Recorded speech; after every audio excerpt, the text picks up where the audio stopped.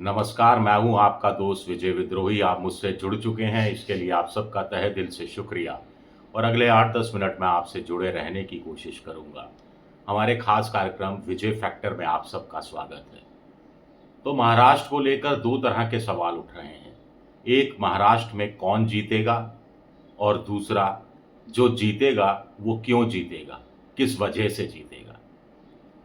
लोगों का कहना है कि या तो महाविकास अघाड़ी जीतेगी या महायुति दोबारा सत्ता में आ जाएगी या फिर त्रिशंकु विधानसभा की स्थिति रहेगी। और त्रिशंकु विधानसभा की स्थिति रही तो ये जो 6 पार्टियां हैं, 3 इस तरफ 3 इस तरफ, ये नए सिरे से रीअलाइनमेंट होगा या फिर निर्दलीय, बागी और छोटी पार्टियों के एक समूह के कारण एक नया गठबंधन उभर कर सामने आएगा। यानी इस समय महागठबंधन में 3 है, महायुति में 3 है, और जो जीतेगा त्रिशंकु विधानसभा के हालात में, उसको इस चौथे फैक्टर को अपने साथ लेना पड़ेगा और ये चौथा फैक्टर सबसे बड़ा विजय फैक्टर रहेगा। इसके लिए सबूत ये दिए जा रहे हैं कि साहब देखिए, अभी जो नामांकन हुआ है उसके बाद करीब 150 बागी उम्मीदवार, निर्दलीय उम्मीदवार चुनाव मैदान में हैं। 80 करीब बीजेपी की तरफ के हैं, 70-80 करीब महाविकास अघाड़ी की तरफ से हैं, यानी बराबर की संख्या है। फिर ये तो सिर्फ निर्दलीय और बागी हैं, इसके अलावा छोटी पार्टियां, चाहे वो ओवैसी की पार्टी हो, चाहे महाराष्ट्र नवनिर्माण सेना राज ठाकरे की पार्टी हो, चाहे प्रकाश अंबेडकर का जो वंचित अघाड़ी जो उनका एक मोर्चा है वो हो, चाहे एक और प्रगतिशील मोर्चा बना है परिवर्तन मोर्चा, उसके तहत 3-4 पार्टियां आती हैं, फिर समाजवादी पार्टी और दूसरी कई सारी पार्टियां, इन सब के कैंडिडेट भी मिला लिए जाएं तो ये भी करीब करीब बहुत सारी पार्टियां, कहीं कोई 50 सीट पे, कोई 80 सीट पर, कोई 100 सीट पर, कोई 20 सीट पर चुनाव लड़ रहा है। यानी मोटे तौर पर हर दूसरी सीट पर या कोई बागी दिखेगा, हर दूसरी सीट पर कोई निर्दलीय दिखेगा, हर दूसरी तीसरी सीट पर कोई छोटी पार्टी का एक मजबूत उम्मीदवार दिखाई देगा। ऐसे में चुनाव क्षेत्रीय, स्थानीय मुद्दों पर पूरी तरह से निर्भर हो जाएगा। राज्य का कोई मुद्दा नहीं है। मराठा आरक्षण का मुद्दा हो, चाहे लाड़की बहना स्कीम का लाभ हो, चाहे चुंगी जो टोल का फ्री कर दिया हो उसका सवाल हो, चाहे मराठी अस्मिता का सवाल हो, ये सब इकसार पूरे राज्य में काम करने वाले नहीं हैं। अलग अलग क्षेत्रों में अलग अलग मुद्दे अलग अलग इलाकों में काम करेंगे, ये मोटे तौर पर माना जा रहा है। बस आप थोड़ी देर मेरे साथ रुकिएगा, फिर मैं आपको बताऊंगा मेरे हिसाब से महाराष्ट्र में जो जीतेगा वो क्यों जीतेगा, उसकी सबसे बड़ी वजह क्या होगी जीतने की। लेकिन जैसे हम मुद्दों की बात कर रहे थे, तो मुंबई में 36 सीटें हैं।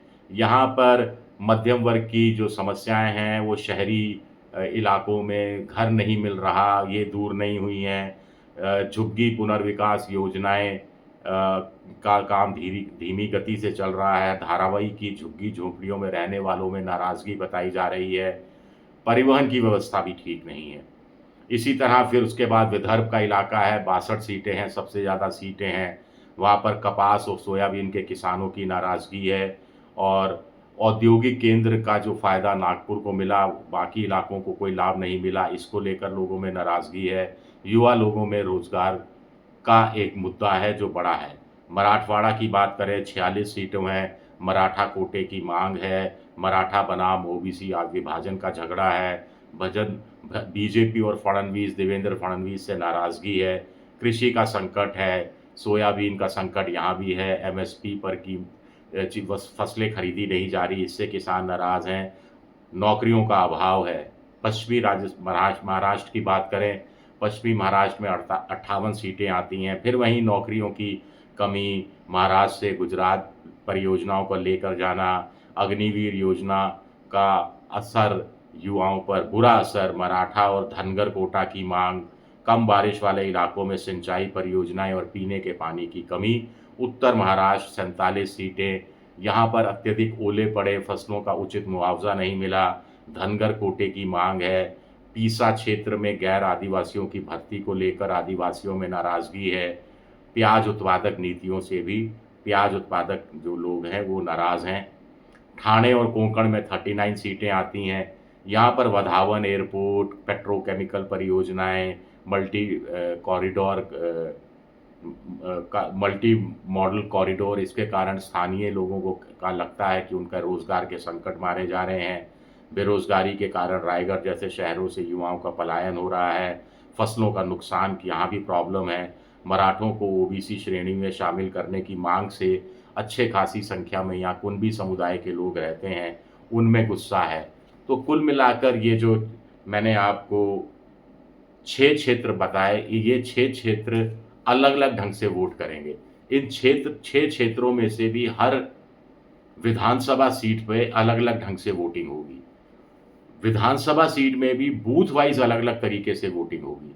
तो इतना कॉम्प्लेक्स चुनाव हो गया है, इसलिए इसके बारे में कोई अंदाज़ा लगाना बड़ा मुश्किल सा नज़र आ रहा है। 1995 में करीब 45 के आसपास निर्दलीय, बागी और छोटी पार्टियों के लोग जीते थे, तो वहाँ पर गठबंधन की जब सरकार बनी तो उनकी हिस्सेदारी बहुत बढ़ गई थी। आपको ये बताना ज़रूरी है कि 1998 में 1990 में आखिरी बार बहुमत की सरकार बनी थी। इसके बाद से कोई भी एक पार्टी बहुमत नहीं ला सकी है।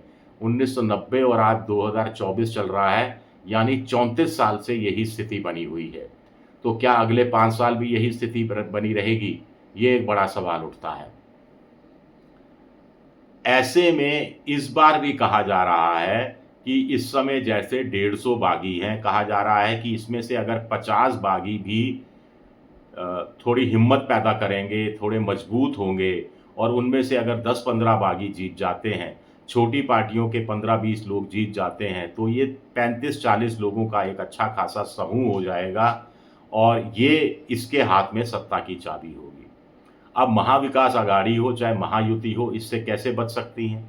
एक तो भई नामांकन वापस करा लिया जाए, ज़्यादातर लोग नाम वापस ले लें, बागियों को मना लिया जाए कि आपको एमएलसी बना दिया जाएगा, आगे कॉर्पोरेशन में, निगम में, बोर्ड में कहीं एडजस्ट कर दिया जाएगा, कुछ पैसा-वैसा भी दे दिया जाए, पैसा तो खूब चलता है। महायुति के पास एक अतिरिक्त उपाय है कि वो इस तरह के जो बागी खड़े हो रहे हैं, उनके खिलाफ अगले कुछ दिनों में छापा डलवा दे, सीबीआई का हो, इनकम टैक्स की रेड हो, एनआईए का कोई मामला हो या फिर ईडी की तरफ से कोई कार्रवाई हो, तो इनको काबू में लाया जा सकता है।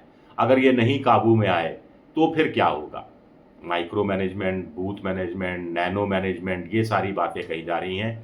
तो जो मैं बात कर रहा था, मेरे हिसाब से बड़े अनैतिक किस्म की राजनीति चल रही है महाराष्ट्र में पिछले 5 साल में, लेकिन इसके बावजूद जो गठबंधन ईमानदारी से चुनाव लड़ेगा, ईमानदारी इसका मतलब वो ईमानदारी नहीं कि वो पैसा 40 लाख से ज़्यादा खर्च नहीं करेगा, वो ईमानदारी नहीं कि वो धर्म की आड़ नहीं लेगा, वो ईमानदारी नहीं कि वो जाति का सहारा नहीं लेगा, बल्कि ये ईमानदारी कि जो गठबंधन पूरी तरह से उसकी जो अंदर में आने वाली पार्टियां हैं, चाहे 3 बड़ी पार्टियां और 2-3 छोटी पार्टियां हैं, वो पूरे तन मन धन से अपने-अपने क्षेत्र से जो उम्मीदवार खड़ा है, वो भले ही किसी पार्टी का हो, भले ही किसी जाति का हो, उसको जिताने में मददगार साबित होगा कार्यकर्ता, तो वो गठबंधन चुनाव निकाल पाएगा।